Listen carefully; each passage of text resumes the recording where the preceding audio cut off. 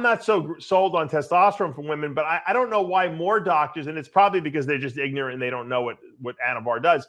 Why wouldn't they prescribe Anavar over testosterone? Since Anavar, number one, is an oral pill, which is much easier to take for women, especially, or instead of taking a shot, and it kind of takes away the stigma of a shot. Mm-hmm. It has no side effects in terms of masculinization, and it's safer in a sense for women to take, and they'll put the muscle on without any of the side effects. But we don't want people to feel better and be healthier. We want them to feel worse and be unhealthy and have side effects so they can take more medicine and support the drug companies. And it's Species Nutrition with one mission in mind: to provide bodybuilders and serious athletes with no-nonsense supplements that work. I put my name and reputation on every bottle of Species Nutrition products. If you want to be your absolute best, join the evolution.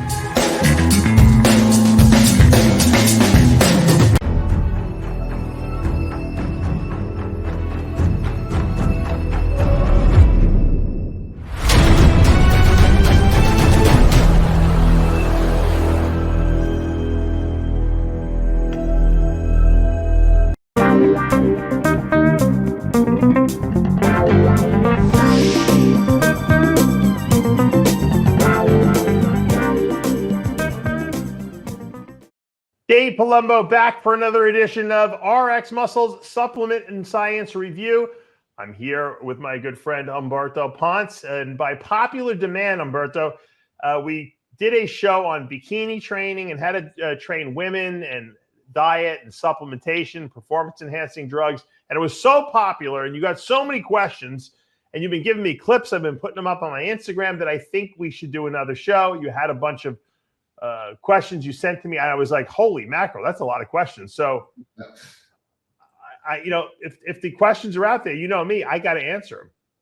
Yeah, I get a lot of messages from many bikini competitors, from pros to amateurs. They really like the content, and they flooded my inbox with questions. And then I made a post saying, you know what, I'm going to do another show with Dave to go more in depth if you want to ask me more questions. And I have a ton of questions. If you have time, then we can go one by one.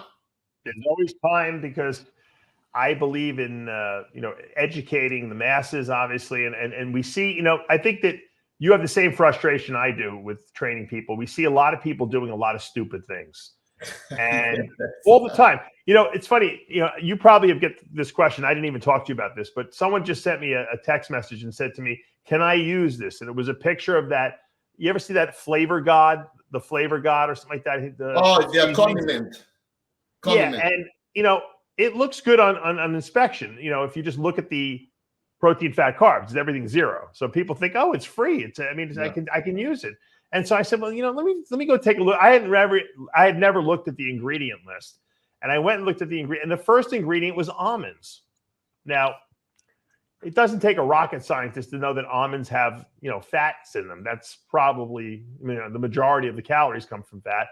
Some comes from protein. There's a little bit of trace carbs in there, but it says on the label that there's zero fat, zero carbs, and zero protein, given their serving size. So no one's putting a pinch of that stuff on their food. They're pouring the half the bottle on their food because they're starving and they're dieting. And so, and I've done videos on how labels drive me crazy, the spray butters and all that other crazy stuff, and the lactose-free milk. But on a daily basis, I get frustrating, things being brought to my attention. And, I'm not frustrated with the people bringing them to my attention. I'm frustrated with the fact that people are being duped by all these foods and condiments and, supplements out there that they think are free, and it sabotages their diet. That's misleading labeling. Yes, 100%. All right, let's start. Where are you getting the most questions, you think, from these competitors? They're so different, but some of them are really good. So let me start with this one. Yeah. They want to know about blood work. Should they do blood work before a prep, during a prep, after a prep? When is it recommended to have your blood work done?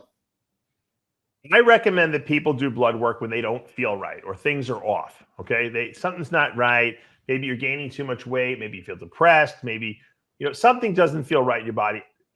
When that's the case, you can go for blood work. It doesn't matter if you're in prep, you're out of prep, you're off season, or you're just laying on the couch. That's a no-brainer. When should you get your required, at least yearly blood work done? Some people go twice a year. Some people go more than that, but at least once a year. When should you get that done? I recommend usually after prep. So let's say you did a show and you wait 3 to 4 weeks, okay, until this, if you're taking any performance enhancing stuff or until your body, because it takes about a month for your body to kind of normalize itself, even just from eating, getting back to eating food again. That's usually a good time to go for blood work at the 4-week mark, anywhere from 4 to 5 weeks after. I think you're going to get an accurate, accounting of what's going on. Like I said, some people like to do blood work prior to starting a program with a new coach to get a baseline, and that's fine too. But definitely after a prep is over, for sure. Now, I'm a big believer that you should be responsible, obviously, of your own health, of your own body. Sure. If not you, who's going to be responsible, right? And people rely too much on doctors, and sometimes the doctors don't know, and some doctors are just not honest. Okay. So many competitors would like to know how to read a blood work panel. What would you recommend? I know it's probably a long list, but there's some things that are a must that you could teach these women how to read and be aware of their testosterone levels, estrogen levels, T3. My girlfriend is a competitor, and I remember I sent you her blood work, and everything looked fine, but you told me that her T3 levels were low, so we fixed that, and then she started feeling better, started losing weight. Right. Yeah, it's if you don't have a medical background and you're not experienced with this, you're probably better off sending blood work to someone like me to look at, especially if your doctor is giving you the speech about, oh, this is not good, or, oh, you might someone referred a woman to me who these doctors have determined, this is Canadian medicine, they have socialized medicine up there. The doctor's convinced that she's got some sort of like autoimmune hepatitis, but she doesn't have high liver enzymes. And not only she's gotten a liver sonogram that was clear, but she's gotten 2 biopsies. That means they actually stick a needle into your liver and take a biopsy of the tissue there. And they're both inconclusive. But this doctor is trying to make this thing stick, because I think once she came in and she had, right after a show or something like that, or just after working out, and she had high liver enzymes. Now, and I did a whole video on this. High liver enzymes are just metabolic enzymes. They're metabolic enzymes that run the machinery inside the muscles, like fatty acid oxidation and glycolysis. So some of these enzymes are found in all cells in our body: liver, heart, muscle. So when you go to the gym, whether you're on drugs or not, you break down muscle, you leak these enzymes into the bloodstream because the muscle breaks down. Okay. Likewise, if you were an alcoholic and you were drinking every day, tons of vodka, you might break down your liver cells and you might leak these enzymes into the bloodstream. Can you differentiate between whether they came from liver or muscle? No, not really. Unless you did some specialized tests, which no one does. So, you go to the doctor, and these doctors that don't understand athletes, they're going to see high enzymes and they're going to say, oh, you have liver problems. When in fact, it's just being caused by breakdown of muscle tissue in your body. So some doctors just wouldn't know that distinction. And so people panic and they start getting all kinds of tests done, and they start getting depressed. That's why I tell people, send me a blood work. If it's bad and I need to call you up and we need to discuss it, you can do a consult with me. I charge people for that. But if I just look at your blood work and it looks fine to me, I'm going to tell you, look, don't worry about this. But that's a big thing, the liver enzymes. Also CPK levels. They don't really test for it anymore, but they used to do, that was a standard test. CPK is creatine phosphokinase enzyme levels. And those are also found inside muscle cells as well as liver and the cardiac cells. And those sometimes can be crazy, crazy high if you break down a lot of muscle in the gym. And doctors who don't understand that could think you have rhabdomyolysis. They could think you've had a heart attack. They could think you have liver damage because you're leaking these enzymes. And they just don't understand the fact that bodybuilders train so hard in the gym, women too, that they break down a lot of tissue and it's going to throw off their blood work. And it happens all the time. Same thing with BUN. BUN is a kidney measure of kidney function. And BUN is very, very related to dehydration. So if you're dehydrated, your BUN is going to be too high most of the time. And what do they tell you? Come in the morning, fasting, and give blood. So when you wake up in the morning fasted, you're dehydrated. So you're not allowed to drink anything, and people don't hydrate, and they go in and they do it. So BUN comes up high. But there's another kidney value that we check called creatinine, and that really is not subject to any kind of dehydration effect. So if your creatinine is high, you might have a kidney problem. But then they don't tell you also there's another test you can get done for kidney function, which is known as cystatin C, which is much more accurate for kidney health. So sometimes these doctors see a high BUN, even though the creatinine is normal, and they say, oh, you got kidney problems. And then people are freaking out. Oh, my God, my kidneys. Meanwhile, there's nothing wrong with them. So, and this happens over and over and over again. You know, a lot of these doctors don't know how to read blood work for athletes. And so there's really no easy answer. You know, there's not that many people like me that can read blood work and know how to differentiate between something athletic versus something that's pathologic. And it's unfortunate, but that's why I do look at people's blood work when they're a little concerned over it. No, I agree with you. I tell most people, if your doctor has a belly, it's out of shape. Yeah. He looks like he's never trained in his life. Probably drink whiskey on the weekends. Don't listen to him. Like, why is he your doctor? Yeah, They're called health practitioners, right? Health officials, and they look the total opposite. So fire, if you have a doctor like that, ladies, fire that doctor. Right. Fire him and find someone who aligns with your lifestyle, who eats healthy, who works out, or the alternative, someone like you, Dave. Just to have me look over their blood work, you know what I mean? Or someone like, if you know, I know you have a lot of your athletes, you know, come to you and you'll show me their blood work because we're friends, obviously, and we have a business relationship together. So we'll look over it together, and I'll tell you, hey, don't worry about this. Hey, this is not cool. Look, I've had people come to me and they're like, you know, this doctor says I need to take a statin, which is a cholesterol lowering medication. I'm like, well, what, you know, let me see your blood work. And then they show me their blood work, and their LDL cholesterol, which is the bad cholesterol carriers, which should be 100, are like at 300. And I'm like, you know what? I don't disagree with this doctor. You might need a statin. I'm against statins, but you know what? When your cholesterol is that high, you got to do something about it. So usually what I'll do is I'll start people on a good essential fatty acid supplement like my Omega-Lyse formula with a good soluble fiber supplement like my Fiber-Lyse product, and see if we can bring that down naturally. Now that's pretty high, 300. Likewise, I'll tell them to take some extra virgin olive oil or macadamia nut oil into their diet because that also will help bring that LDL down. But more than likely, they probably have a genetic predisposition. And usually if you ask them, they'll tell you, yeah, my father had high cholesterol, my mother died of it, my grandmother died of it, a heart attack. So, you know, in those cases, you want to send these people for like a cardiac CT scan to see what's going on with their coronary arteries. Do they have blockages? If their arteries are clear, then even just because they have high LDL cholesterol it's not causing any damage. And so then you can be a little less worried about it. But if they're starting to show calcium buildup and stuff like that, now we have an issue. So there are situations where people show me blood work and I'm like, this is not good.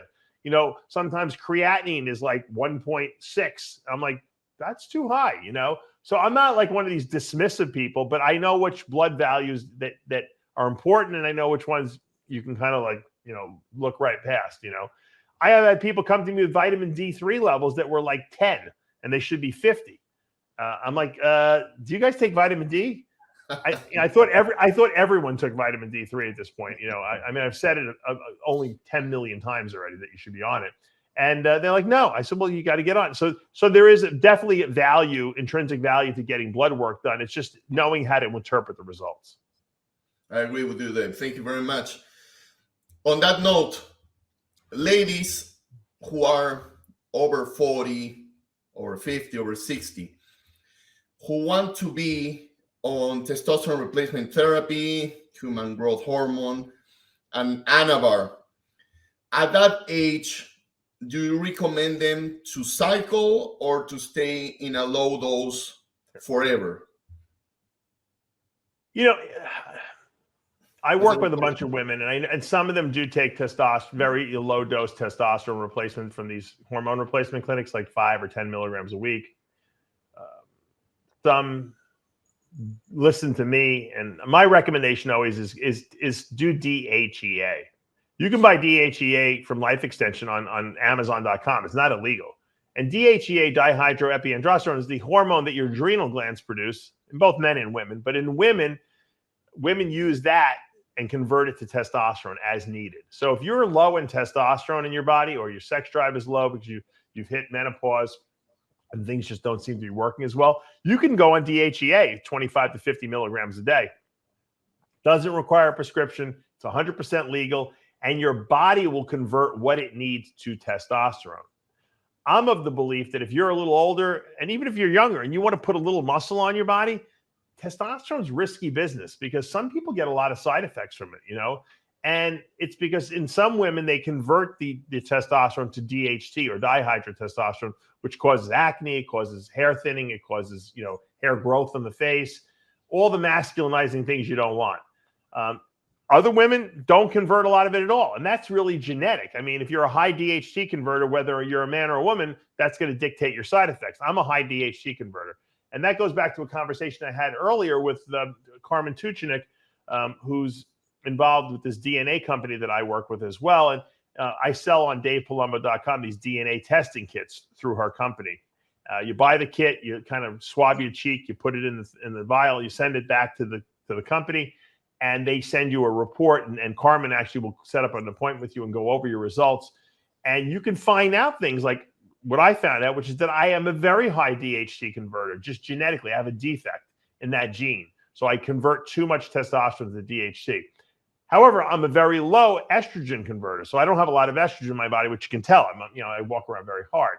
But I was always prone to acne when I was younger, and hair loss because of my high DHT levels. And if I didn't control those, I probably would have had prostate issues as I got older as well. But I've been taking DHT blockers because of that. So a lot of times getting your DNA tested will tell you how your body will respond to certain hormones, testosterone, estrogen, DHT, and, other substances in the body. Like I found out I don't drink a lot of caffeine, just because I'm always worried about it's going to raise my blood pressure or my heart rate.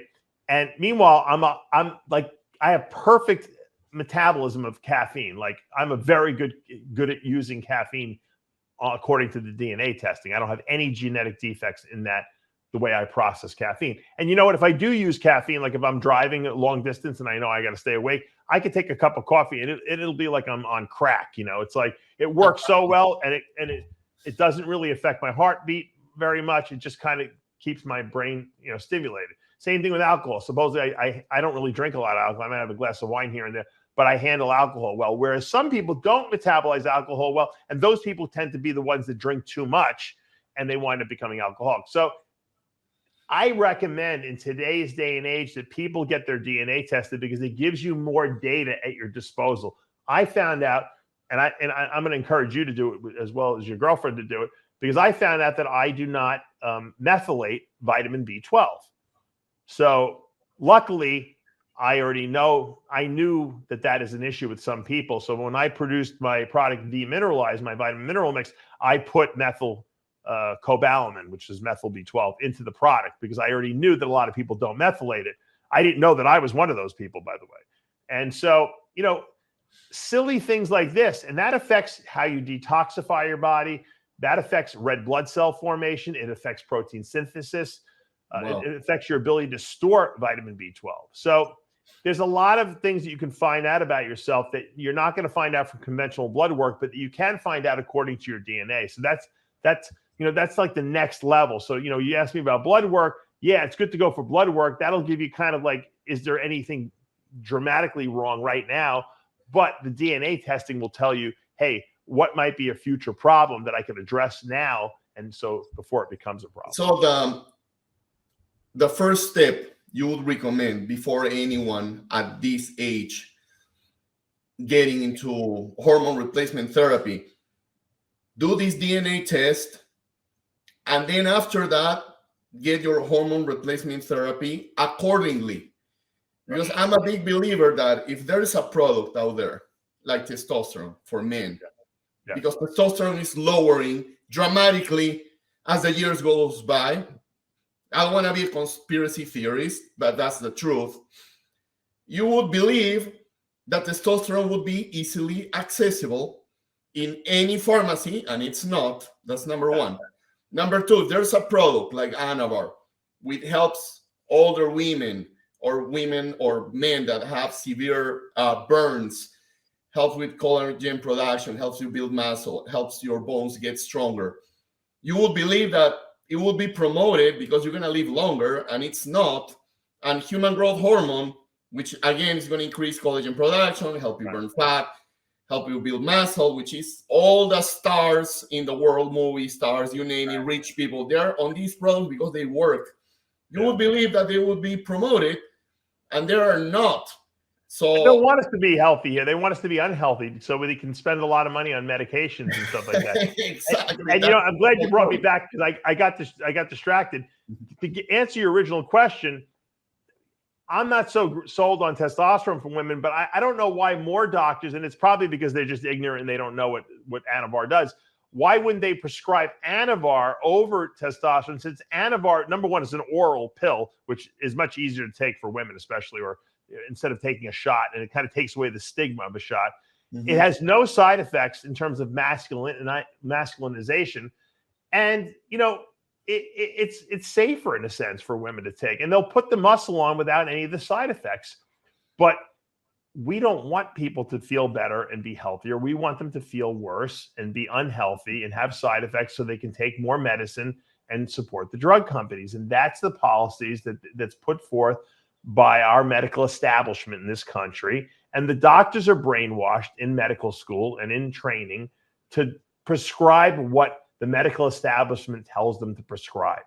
And they don't want to go, and even if they know that it's not a good thing and and they're not giving good advice, they're afraid to say anything because they don't want to lose their license. Because you know why? And I know this, I went to school. They went to 4 years of college, pre-med. They went to 4 years of medical school. They did 4-year residency. And they're finally making money and they're paying back their student loans, and they don't want to lose their license. So they're afraid. And that's one of the reasons, to be honest with you, why I left the medical profession after 3 years in medical school. I saw all this. I saw firsthand when I was in the hospital what was going on. And I said, I don't want to be a part of this, because I knew what would happen. I would get brainwashed by the establishment, by the drug companies, because these pharmaceutical salespeople are in the doctor's offices and in the hospitals all day long, pumping them. Prescribe this, prescribe this, prescribe this. I'll take you out to dinner. We're going to buy you a car. We're going to take you on vacation. And you know, these doctors don't have a lot of money when they first start, and they'll do that. And so I didn't like the whole, I'm about transparency and the truth. And so that's why I kind of moved away from the medical profession. But knowing this, as bodybuilders, as people, bikini, whatever, you know, division you have to compete in or whatever you want your body to look like, you have to know about these things and understand why certain doctors prescribe certain things over other things, and not just accept everything at face value. You need to find someone like myself or like Humberto, or people who are knowledgeable about, hey, this doctor might not be giving you the best advice. Maybe you should go to one of these, you know, rejuvenation clinics, these hormone replacement clinics like Titan Medical Center, and there's other ones out there that will be more progressive in the way they're prescribing stuff that's going to best suit you, so that you have the, you know, people always try to get everything under a prescription plan. You know what I always say? Sometimes the best stuff, actually, you're more like than I am about this. The best stuff costs money, you know? Yes. So don't just take things because it's free. You know, if someone said to me, hey, you know what, I'm going to supply you with free, you know, candy. I'm going to give you Snickers bars, unlimited, as many as you want. I would say keep them. I don't even want them.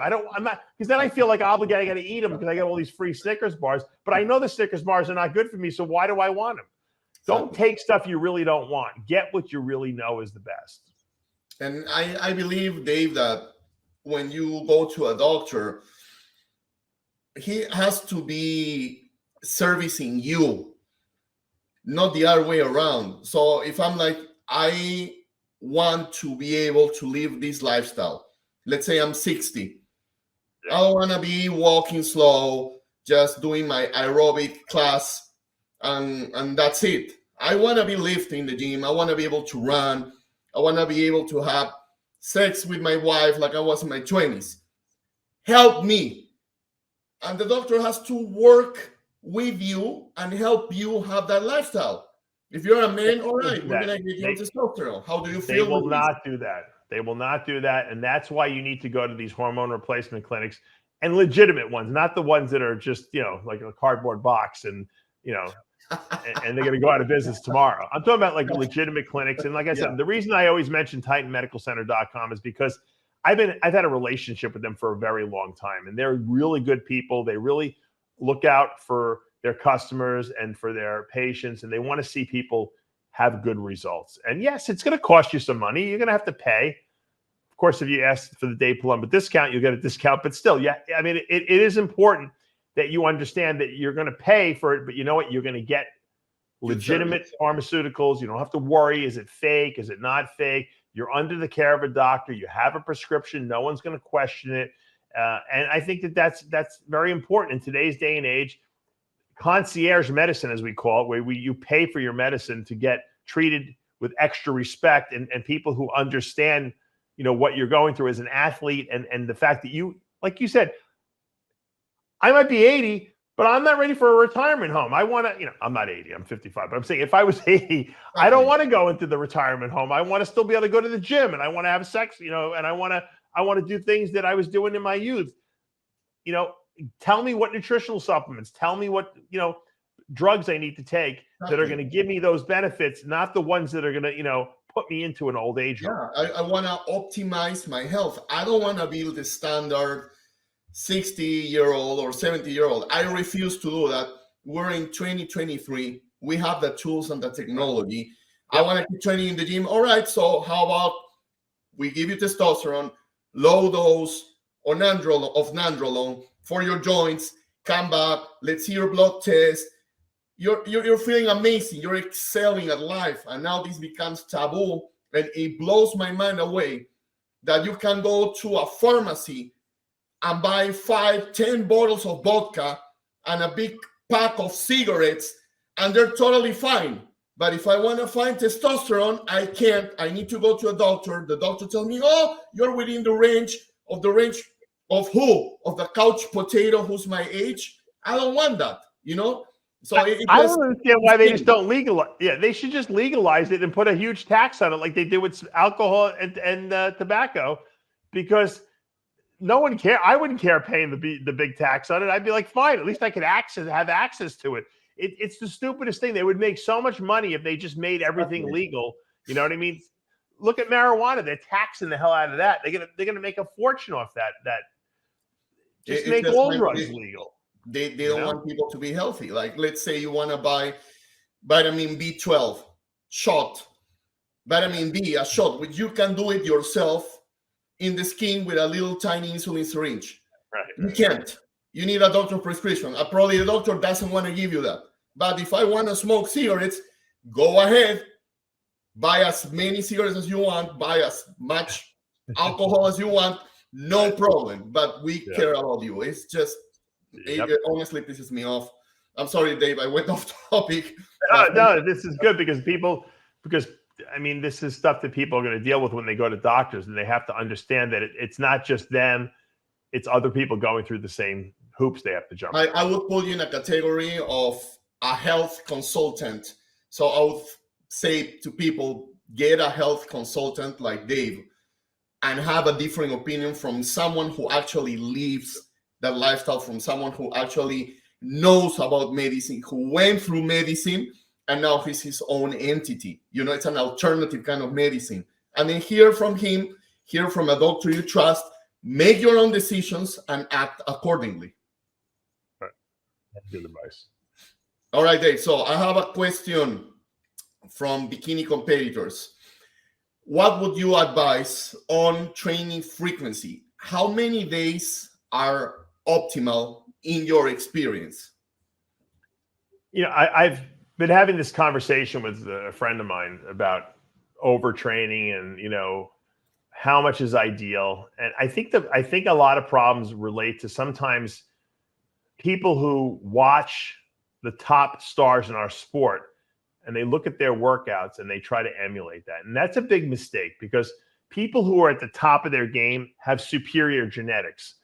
It's like looking at like what Bo Jackson or LeBron James does and says and trying to emulate it. Well, you don't have LeBron James's genetics, or looking at, Ronnie Coleman back in the day used to train each body part twice a week.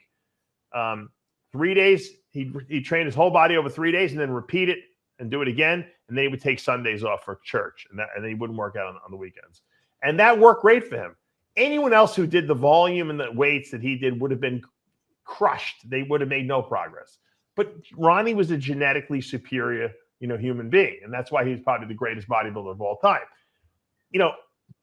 I was very big at one point. I was 319 pounds. You were huge. Yeah, and I had very low body fat on my body. And I didn't get there by training 3 hours a day like Arnold used to do back in the day. Because if I would train 3 hours a day, I would be 200 pounds because I can't recover that quickly. And most people can't recover that quickly. And it's a genetic thing. Some people are quicker recoverers than others. But the bottom line is that you're only growing when you're not training, not when you are training. So if you're breaking down a body part, it's not getting bigger, it's getting smaller, right? So if you want to get bigger arms and you train your biceps 3 times a week, you're probably going to get smaller arms because you already don't recover well. And now you're overtraining the muscle. You're breaking it down just as it's building itself back up again. And you're not going to see the benefits. In my experience doing this over 30 years now, I find that one body part per week, in other words, train your chest once a week, your shoulders once a week, your arms once a week, your legs once a week, your back once a week. Doing that in a 5-day type of rotation or even 4-day, giving yourself 2 to 3 days off from weights every week seems to be ideal at being able to build muscle, give your body enough time to recover and rebuild the muscle for the next workout that's going to come the following week. And you got to remember when you're training, back, you're still training a little bit of bicep in there. When you're training chest, you're still training some triceps. So there is overlap. It's not like you're not training that body part at all. And I find that works the best to get the 2 to 3 days off per week from weights. Now, that doesn't mean you can't do cardio on those days if you're dieting for a competition, but by and far, to take 2 complete days off where you do nothing on those days. And every week, I always have 2 to 3 days off where I do absolutely nothing. I recover a lot better. I see gains. I see muscle growth. And after all, if that works, great. And Dave Palumbo, and probably a lot of other people will validate that. Why would you want to train more? Because training more is not going to yield better results. And it's just going to require you that you go to the gym another day. Now, I had this conversation years ago with Paul DeMeo. Probably a lot of people don't even know who he is. He passed, unfortunately. But he had I think he OD'd on heroin.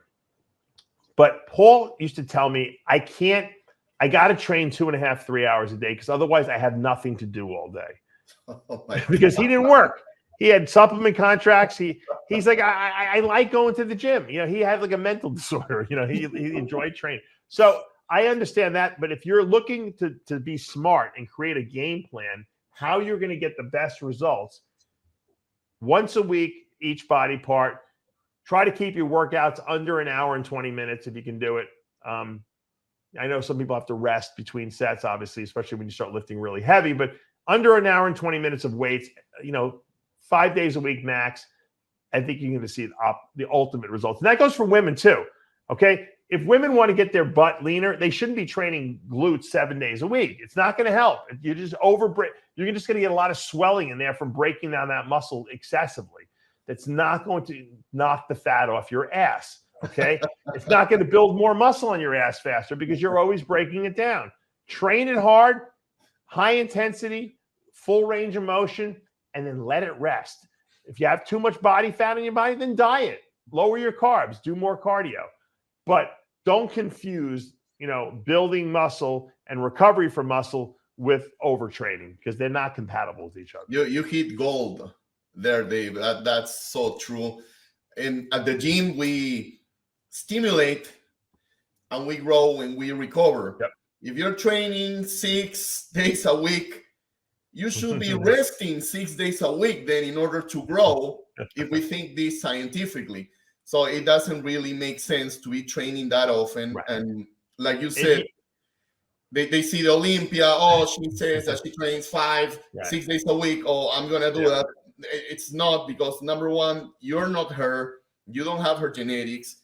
You're not that young, or you're just not taking the amount of drugs that she is taking. And this is something that nobody wants to talk about, because all the top competitors won't tell you that they're taking an insane amount of performance enhancing drugs, which allows them to recover faster and train harder. So they have that advantage. And then you're going to copy them. You're going to get destroyed. You're not going to grow. You're going to get all inflamed. And I have this competitor telling me, I'm following this program from this very known bikini team, top team on the planet, one of the best. And then I see her program Monday, Tuesday, Wednesday, Thursday, Friday, Saturday, training. And then her only day off, she trains a little body part because the program says so. I'm like, this is complete and utter nonsense. You make a very good point, and you have to understand too, sometimes genetically superior people can do things the wrong way and still get the results they're looking for because they're persistent enough. In other words, Ronnie Coleman probably could have trained 7 days a week. Take who's the most dominant female in sport, at this point, probably. What's her name? The girl in bikini Olympia. Not bikini Olympia. Maureen Blanquisco is the champion. Yeah, I mean, but I'm saying, or even take what's her name, who won figure. Isa. Sydney Gillen, who won all those years. Okay. She could probably do everything wrong and still win the Olympia because she's got superior genetics structurally. With women get away. Women don't need a lot of muscle. So for men, if they overtrain, they lose muscle or they may not make improvements. But for women, you don't really need that much muscle. So a lot of times they can overtrain and do everything wrong and still get the outcome that they want, which is to win the show because they have superior genetics. You do that with someone who doesn't have superior genetics, okay, and they're, or someone who's on the way up who's trying to make improvements, and they're just wasting time. They're training 7 days a week. They're overtraining. They're under eating, and then or overeating, even worse. And they look terrible, and they don't make any improvements.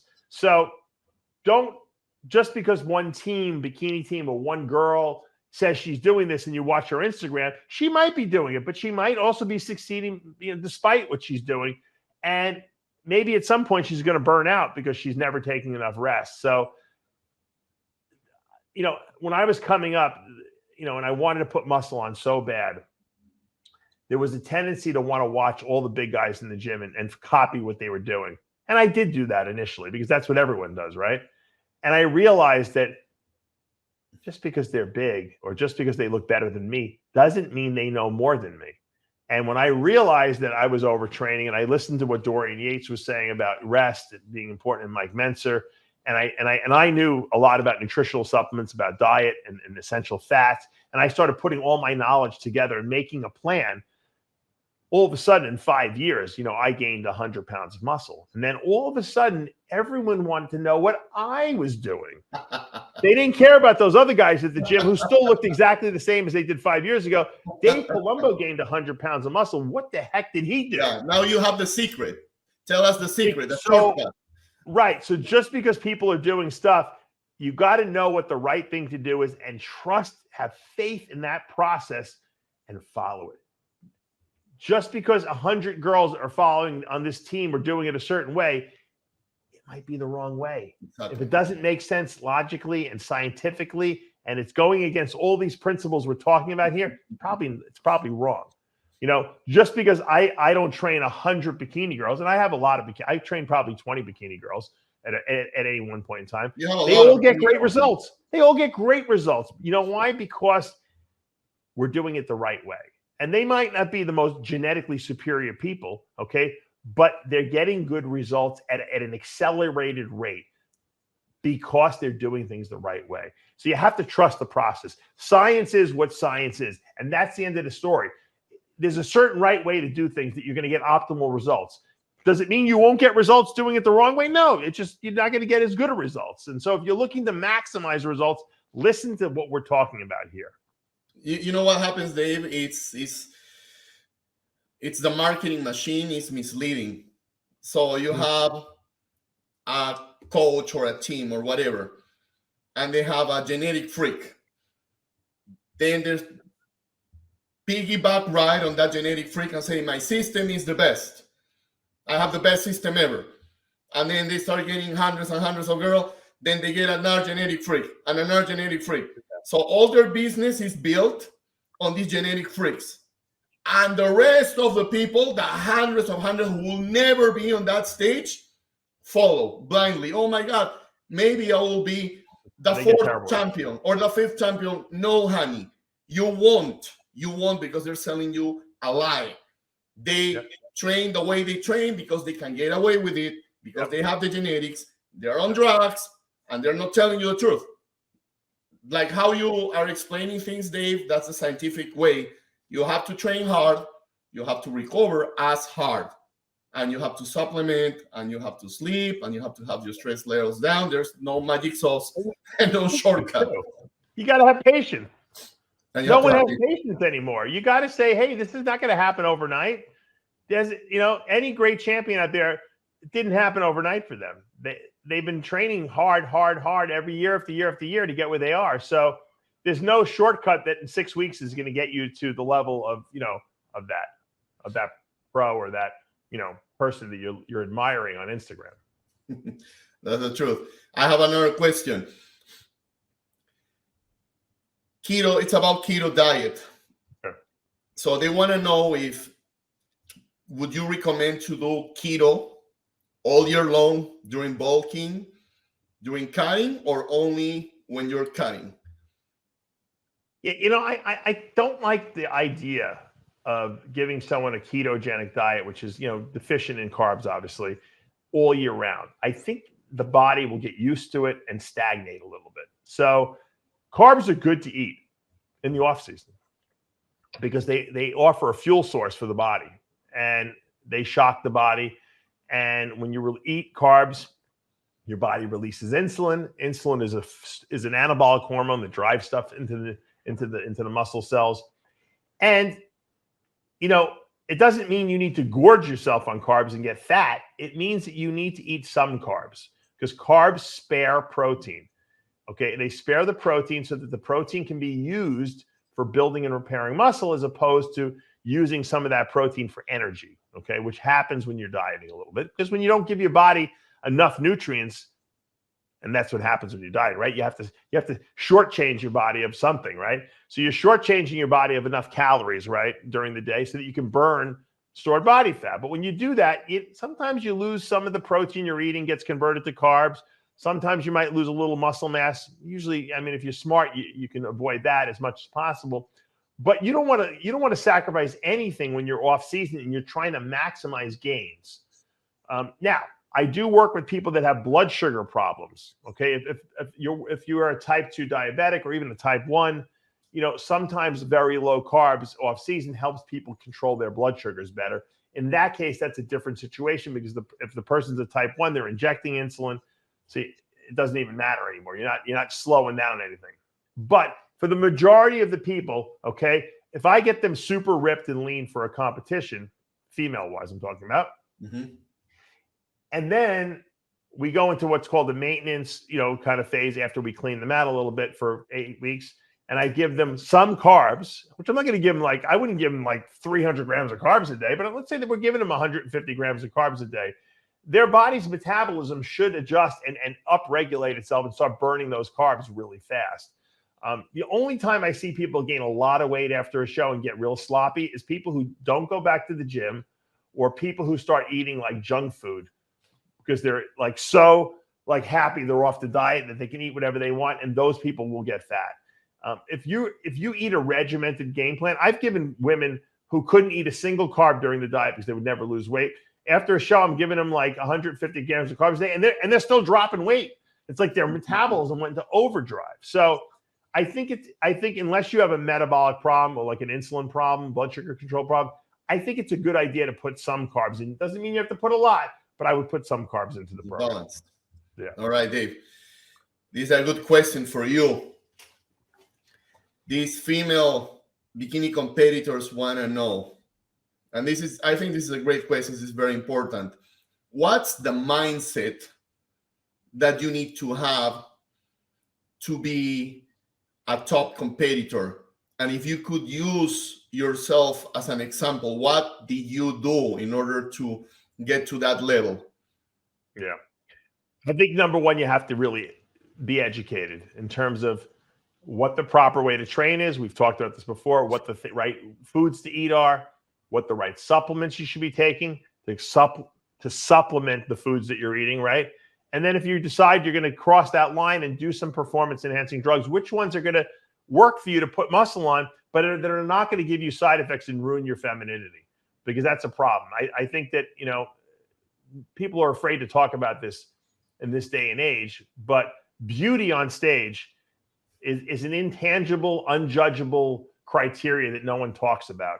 Because if I'm sitting in that judging panel as a judge and I see two women that look pretty much the same body-wise, I'm going to pick the most beautiful one every single time. And that's not just because I'm a man. That's just human nature. Beauty in the women's divisions is very important, okay? And I think that a lot of women have sacrificed their beauty because they want to put more muscle on, and they're not looking good. They're getting thin hair. They have like a shadow on their face, by the end of the day, because they're growing in, hair on their face. Their voices, have gotten just ruined. And there's no reason for that. So I think it's important that, you really take inventory of what the line is that you're going to draw in the sand that you're not going to cross. And I think you have to have a tenacious attitude about training, eating, and resting, where you never screw up. You don't miss workouts. You don't miss rest days. You never miss meals. Because if you let any of those variables fall by the wayside, you're not going to make progress at the optimal rate. You're going to make less progress than you should be making. I see people that can gain, in the women's divisions, 7-8 pounds of muscle in 1 year and make complete transformation of their body. And then I see other women that they weigh the same thing year after year after year. Yeah, they get a little tighter and a little more muscle maturity, but they're making no gains in the off season because they're dilly-dallying and they're I got plenty of time.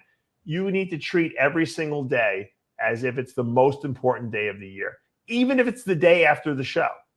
Okay? So every day counts because you have a very limited lifespan on how long you're going to be able to compete and do well at an elite level, if that's where you want to go. And if you squander those days, you got no one to blame but yourself. Because I used to always say to myself, what is my competitor doing? I don't want to get on that stage and stand next to anyone who outworked me.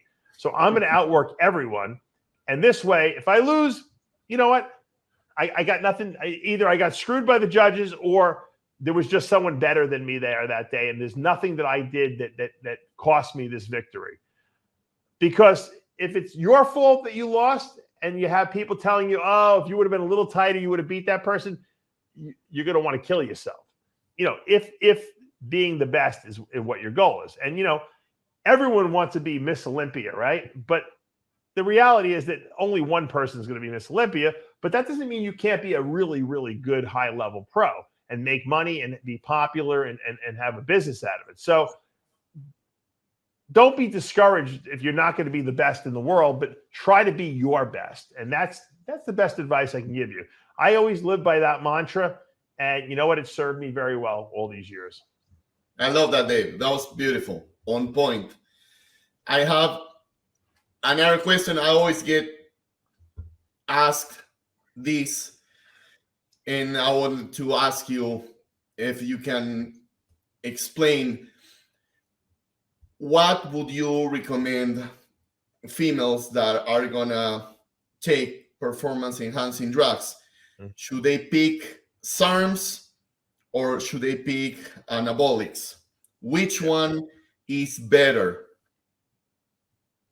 Yeah, the problem with SARMs, which are selected androgen receptor modulators, which are really basically steroids in a sense, that are just not as strong as steroids. They do the same thing. They affect the nucleus of the cell. They tell the nucleus of the muscle cell build muscle. But there's no real the SARMs that are on the market are not coming from a pharmacy. Okay, they're basically coming from China. They're drugs that they're trying to develop, or maybe they developed in other countries, and they're just selling the raw ingredients, and people are just consuming them. And to be honest with you, I haven't seen anyone who's taken SARMs who's made such great progress that I was like blown away by it. So to me, I don't know. You're kind of playing Russian roulette. It doesn't really work though. If you're going to go that step and take a foreign substance, you might as well take a known commodity. We know what anabolic steroids do. Okay, we know the side effects. We know which drugs you should and shouldn't use.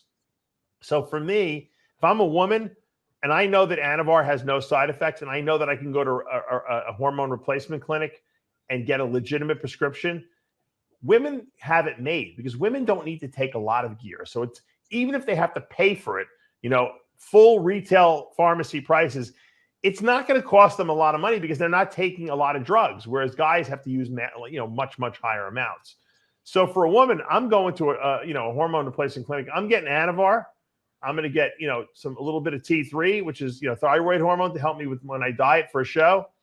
And, those are two magic bullets that work really well together. And, for most women who train hard in the gym, eat right, take the right nutritional supplements, that's enough to look really good. If you want to really put the final icing on the cake and you want to get a little real growth hormone from a clinic, that's probably, that's going one little level higher. But that's not going to give you any side effects too if you're not using too much. So if you're using an IU and a half per day with maximum maybe 2 IUs a day, you probably will not get any side effects whatsoever. You'll see some fat burning, you'll see recovery, and you could probably look really, really good in a couple years after doing the Anavar, real Anavar, GH, and using a little T3 when you're dieting to get in shape. And to be honest, when I see women using more than that, it's a little disheartening. I think it's because they want to see results instantaneously. But I know women that's all they've used, what we just discussed, and they look amazing. Fantastic. But it took them 5 years to look like that. But they didn't lose their femininity, their voice didn't change, and they're doing very well at an elite level. The problem is that people get sucked into the coaches that are like, oh, you got to use Winstrol, and you got to use Masteron, and you got to use Decker, and you got to use Trenbolone, and we're going to use small amounts. So you're not going to look. Poison is poison. If you take a little less poison, you're still going to die. It just might take you a little longer. So don't think that you can take drugs that don't belong in a woman's body just because it's lower dose. It's just going to take longer to get side effects. That's all. I mean, you're going to get the side effects. It doesn't take a boy going through puberty 1 year to go through puberty. He starts when he's 12 and he's done when he's 18, right? That's 6 years. Well, I got news for you. With some of the dosage I see some of these women take, they go through puberty in 1 year, 2 years, 3 years, way quicker than the boy does, because they're taking more testosterone than the boy is. So, it's a personal decision. I don't judge anyone. If a woman wants to do that and they understand the repercussions, because a lot of them don't understand. They think it's not going to affect them negatively because they take it for 6 weeks and they get no side effects initially because it takes a while to accumulate, and they think everything's good. So I educate everyone that I work with. I'm like, look, I don't recommend you do this. You're going to probably you're going to be very unhappy down the road from here. And a lot of women listen. Some don't. And the women say, Dave, I want to work with you because I know you got my diet down pat, but I'm going to use a little bit more probably than I don't care. As long as they understand what they're doing, that's fine with me. But most women are not in that category. Most women don't want to get side effects, and they're very happy when I tell them what to take and what not to take.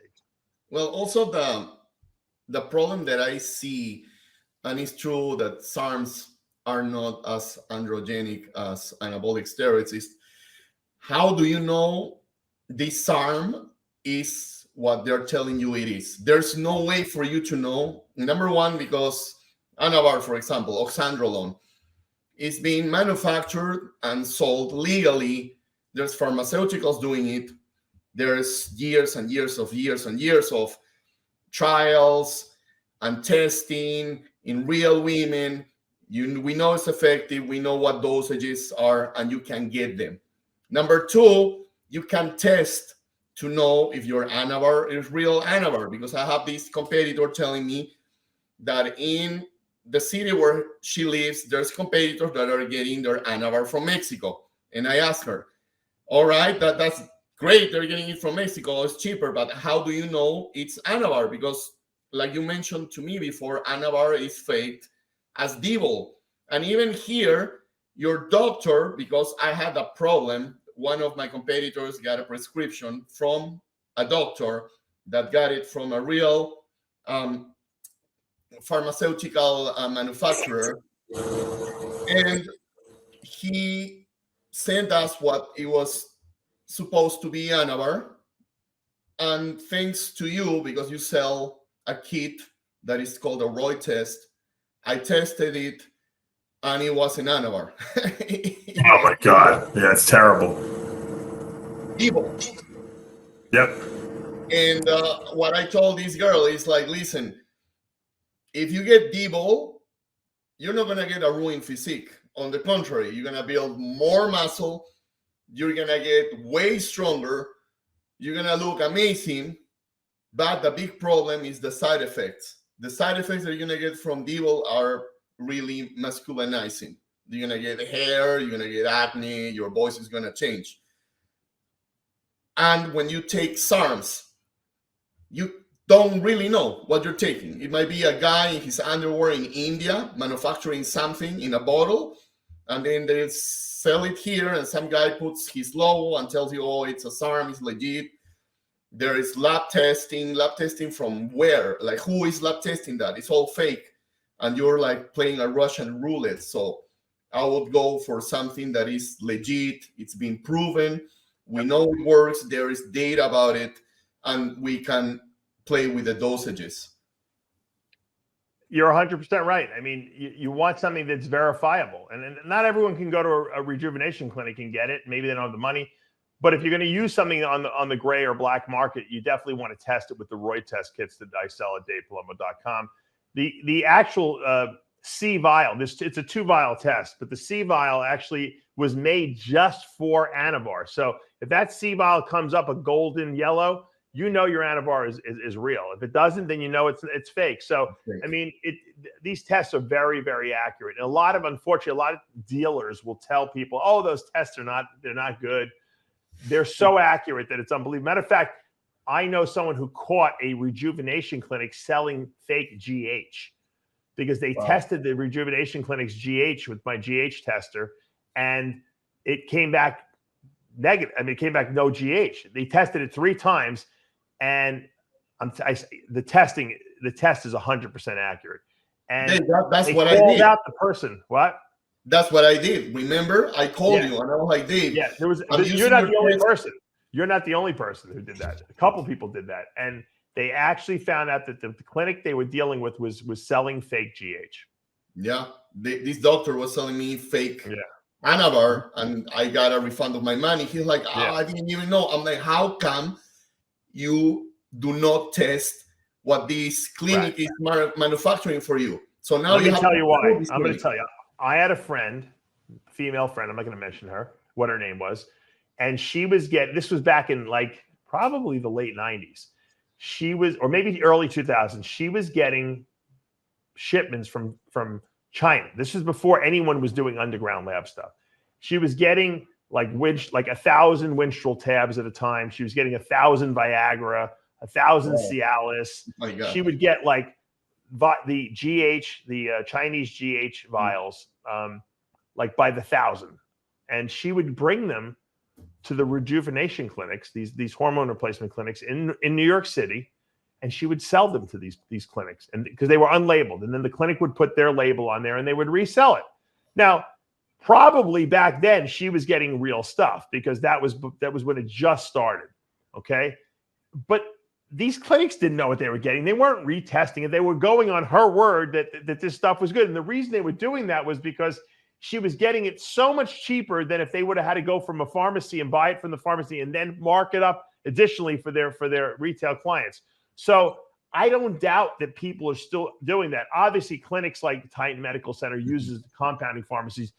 They're not doing that. You're getting stuff directly from the compounding pharmacy sent to your house. But there are clinics out there that are still probably using Chinese-based stuff and putting their own labels on it, and they really don't know. And I don't think they're purposely deceiving people. I think they're just not. They're not checking out whether their stuff is good or not. So you have to be careful when you buy stuff from.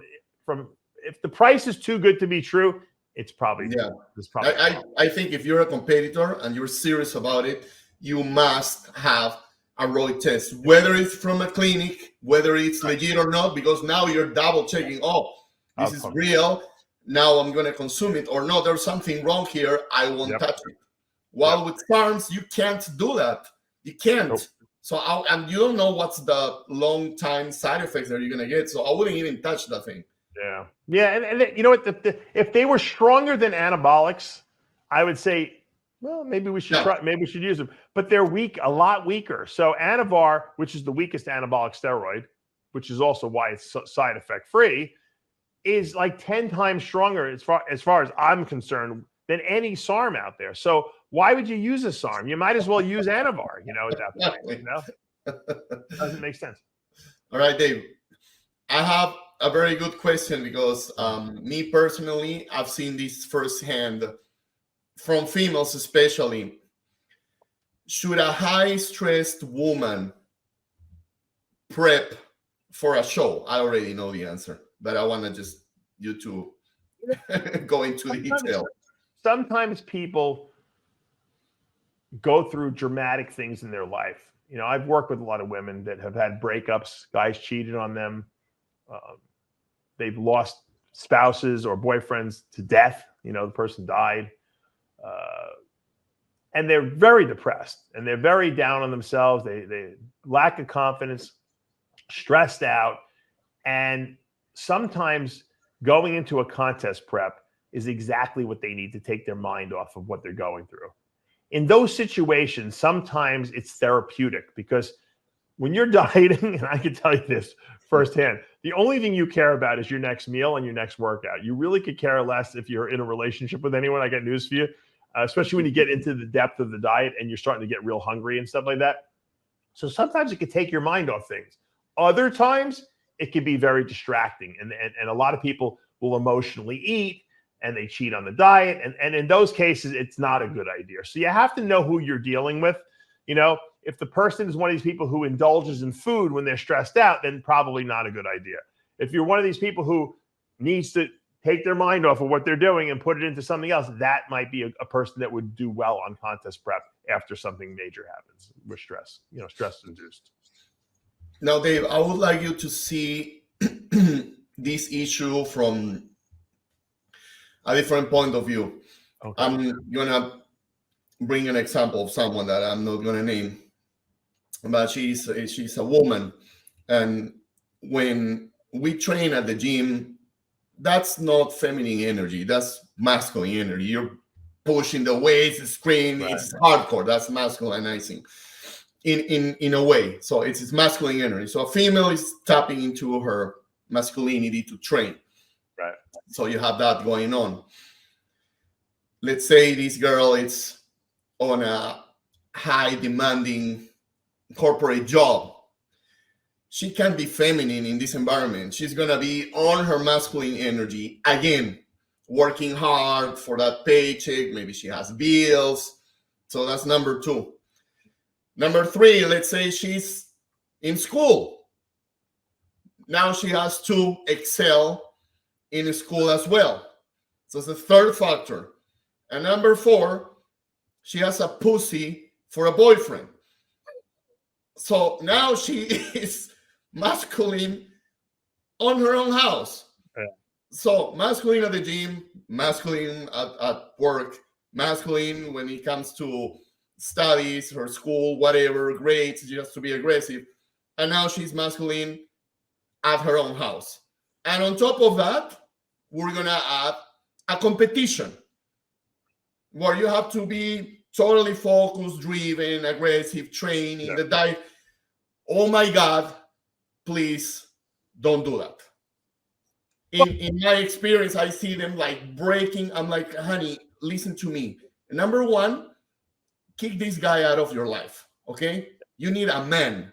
You don't need another girlfriend. You need a guy to calm you down, give you security, safety. So check that box. Number two, I mean, you're in this job. I mean, you don't need to excel that much. Like, you're not going to be the CEO. And if you're going to do that, then put all your mind into it. You cannot do a show on top of that. And then on top of that, you're going to school. Like, you have to pick your battles. If it's going to be work and school, then do that and then forget about the show, because adding more stress and more stress, I see them like breaking. Or it could be the total opposite. The guy is abusive, he's a douchebag, cheats on her, she's like destroyed, and she has to go to work. Right. And she's paying her student loan or whatever. And on top of that, you're gonna do a show. I'm like, you know what? This is hurting you more than helping you. So what I tell them in these situations is like, step out from the competition. Use the gym as an outlet. Enjoy lifting. Fall in love with it again. Don't worry about your diet so much. Just eat to grow and start focusing on yourself. What am I doing wrong? Is this guy getting me better? Is he adding to my life or not? Then remove this guy. Is this job adding to my life or not? Remove that job. Find something else. Keep the training, and once you have everything lined up, then do a competition. Because otherwise, your head is everywhere. And they're women. I mean, you're not a warrior. I mean, I'm sorry. I don't know where this freaking trend of, yeah, girl power, and I'm gonna do everything. You know, I gotta defend the women on this. I gotta say, women are much better multitaskers than men. I know a lot of guys who were in school, myself included, who wind up dropping out because they can't do bodybuilding and the school at the same time. That wasn't the only reason I did, but it was one of the reasons. I know men that have jobs. I have a friend who used to quit his job every single year when he would die for a show. It was like 4 weeks out from the show. Oh, he's going to quit his job. I know it. And sure enough, luckily he was a very good mechanic, so they always took him back. He just couldn't handle it because he was losing he would beat up customers and stuff like that. And so they would just tell him, all right, go home, go home. We'll see you in 4 weeks after the show's over. And men can't multitask. We're not good multitask. We're good at focusing on one thing at a time, and that's it. Women are great multitaskers. Yes. However, like you said, in school where you have to have brain function, it's probably not a good idea to be on low carbs. You know what I mean? And then you have a job to go to, and you have to, I have a lot of these women have single kids. They're single with kids and stuff like that. You'll want to you commit suicide, but women can pull it off a lot of times. Men, no way, no how, can't do it. Well, I agree with you that women are way better at dealing with negative emotions. Their tolerance for pain is greater, but at the same time, they're emotional beings, Yeah. And I think that if they're gonna do a show and they wanna be the best, then all your tools have to be in one basket. If you're gonna do the show and you want to be the best, then that is your priority. Yes, of course, pay your bills, but it's your priority. You can't be focusing on your stupid boyfriend. You can't be focusing on the freaking your boss who's yelling at you. You can't be focusing on paying school or studying or the grades, or you can't be focusing on a second job. It's just too much.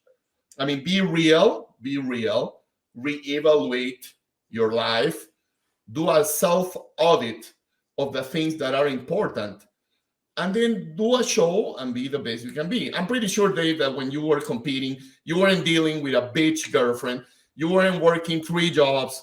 You weren't like getting toxic. I just told you, men can't multitask. I did one thing. I bodybuilded. That was it. There you go. that is the secret, pretty much. I did it very well, though. I'm very good when I'm focused on one thing. My wife can listen to music and watch a TV show while she's doing like work. If I had something playing in the background while I'm trying to answer emails, I wouldn't even know what the hell I was writing. I don't know how she does it, but women can multitask at the same time, do multiple things. Men can't do it. I agree. We're getting to the bottom of the list. All right. One more question. Let's do one more question. We can always have a part 2. Okay. What kind of people achieve the Olympia stage? Genetically gifted, overachievers, workaholics, good politicians, Yeah. marketing geniuses. Yeah. In this day and age. I think that most of the Olympia champs, if you go back and look, at least in the men's divisions, I'll talk about the women's after. In the men's divisions, they're the genetic freaks. Okay. They're the guys who just have superior genetics, who also have the work ethic to go along with that, with those superior genetics. And they're just unbeatable because they're that much better than people because they just have better genetic potential. So if Dave Palumbo puts 100% into everything he did, which I did back when I competed, I was the biggest, one of the biggest guys out there. Probably at one point I was the biggest. I was definitely in the best shape, but I structurally didn't have the structure of the genetically superior person. So I couldn't get to that next level where I was going to win pro shows. I couldn't get there because I just didn't have that. I was missing something. When you have the genetic tool set, like a Ronnie Coleman, Dorian Yates, Lee Haney, Phil Heath, Jay Cutler, and you have the work ethic, which all those guys had it, unbeatable. Can't beat them. At their best, with no injuries, unbeatable. And they all were unbeatable at the peak of their powers. Now, when you start dealing with, divisions that are not necessarily, based on how much muscle mass you have, there's a certain level of other variables that come into play. Beauty,